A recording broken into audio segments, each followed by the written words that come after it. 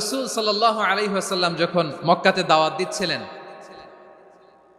মক্কার কুরাইশরা নানাভাবে বিষ্ণু ঈসা ইসলামকে কষ্ট দিচ্ছিল, নানাভাবে ট্যাগিং করছিল, মিথ্যা অপবাদ দিচ্ছিল। কখনো কখনো তারা বিশ্বনবীকে বলছিল মিথ্যাবাদী, কাযযাব।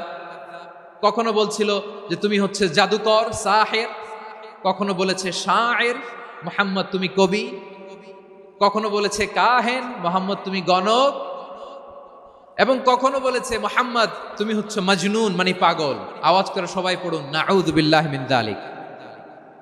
তাহলে বিশ্বনবীকে মৌলিকভাবে এই 5টি অপবাদ দিয়েছে। আমার কলেজা টুকরা সিলেটের ভাইরা, বিশ্বনবীর ব্যাপারে মিথ্যা অপবাদ মৌলিকভাবে দিয়েছে কয়টি?